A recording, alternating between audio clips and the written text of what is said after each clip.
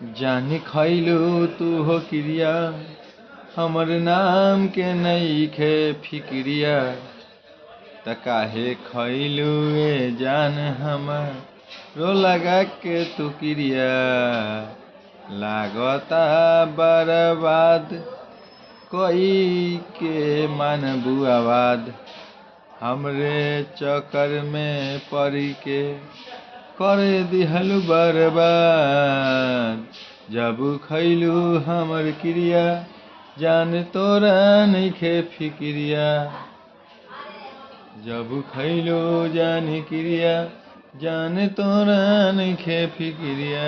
brush करते हैं काहे खैलू जान क्रिया जान मुइबू का हमके बर्बाद कइले बारू बर्बाद कइले बारू जान हमनी के मुआवे के खैलू क्रिया बर्बाद कइले बारू ए जान हमनी के मुआवे के खैलू तू क्रिया तोरा नइखे फिक्रिया काहे खैलू तू क्रिया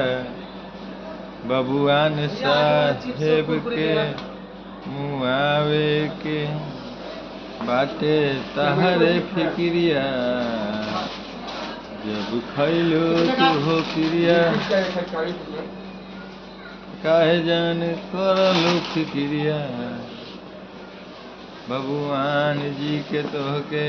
मुआवे के ह जन नहीं खा हमर क्रिया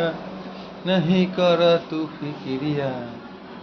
काहे कर तरु जान बदनाम हमके ना